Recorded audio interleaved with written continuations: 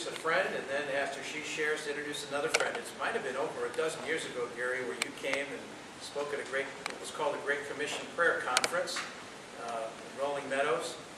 I think that was the first time I met you, and I'm grateful that that wasn't the last time. You've been a good friend and a leader. I want to do a 60-second interview with you, so come on up here, grab this microphone. I'm going to turn you loose. Gary comes to us from well, where did you fly in from this time, Gary? From Atlanta. Okay. Bit of a job change or addition kind of thing. Yes, sir. You may talk about that, but let me just throw a word at you, and then you tell me what it means, and then I got three of them. So we'll see if you. This is the lightning round. No, I'm kidding.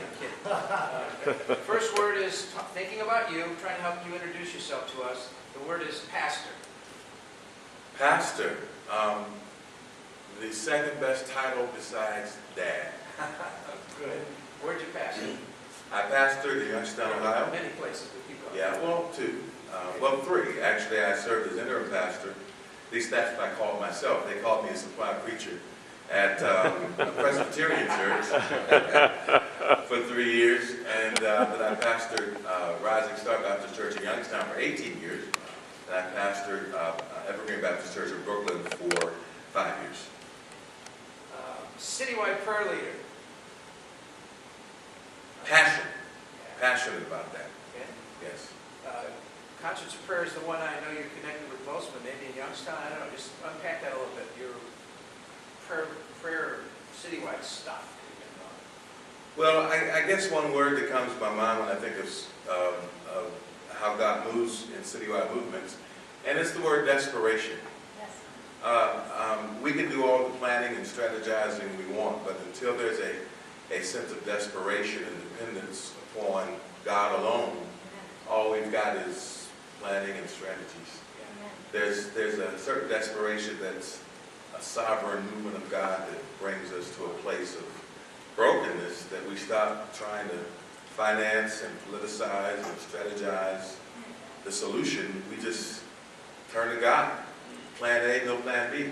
I like that. Yeah. Have you copywritten that? No, you got it. Plan A, no plan B. I like it. Last one is, well, you have been, and now are once again, denominational leader. And I'm realizing that when you were before, you became my boss in a way, because I was doing strategic focus cities here in Chicago, which is a convening of church leaders and all, and you became a denominational leader in that line, so to speak, and kept me from being fired, I think, a couple times. Thank you. Talk to denominational leader. Talk about it. Denominational leader can be challenging and frustrating, but it also can be very fulfilling when the denomination has a kingdom perspective. When a denomination is locked into an exclusiveness, it's problematic. And I would say that I'm Southern Baptist. Southern Baptists have really made major strides towards being open to connecting with other evangelicals. Yeah. And I think, we talked about this in an earlier session yesterday, even openness within the denomination for diversity of different ethnic groups, nations, etc. You sense that Southern Baptists, not the only denomination, but several years ago, came and apologized, made a confession of sin against the slavery issue times. Right. Since that's genuine, is real change taking place, at least in what you see? Yeah, well, that was 1995. At that time, I was on the executive committee, and I was serving as second vice president of the convention. I didn't realize that. And we were about to celebrate the sesquicentennial of Southern Baptist, but there was a big elephant in the room called slavery.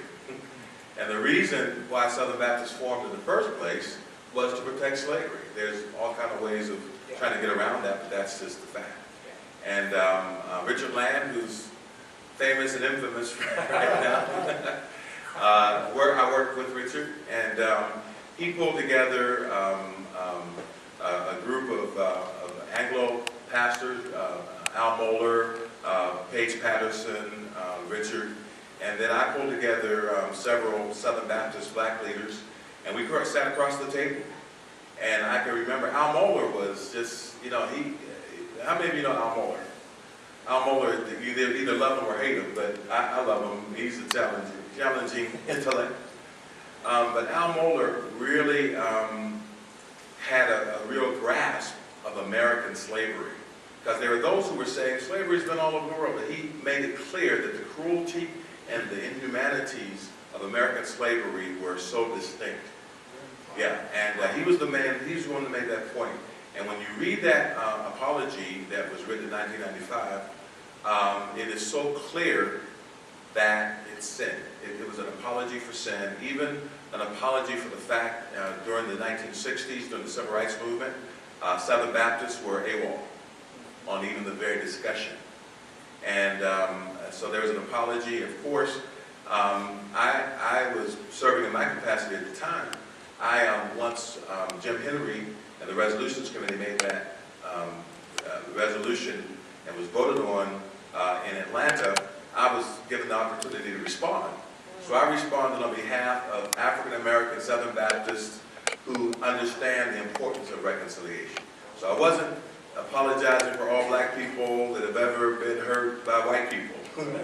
Although Farrakhan thought I was making that apology, accepting apology, and I became, Farrakhan personally called me the lapdog of the Southern Baptist Convention. Yeah, and that was a badge of honor, by the way. Yeah, it was an exciting time. I would say that over the years, systemic, I hesitate to say racism because I think that's too strong a word. The club mentality is hard to break into, right? It's a blind spot racism.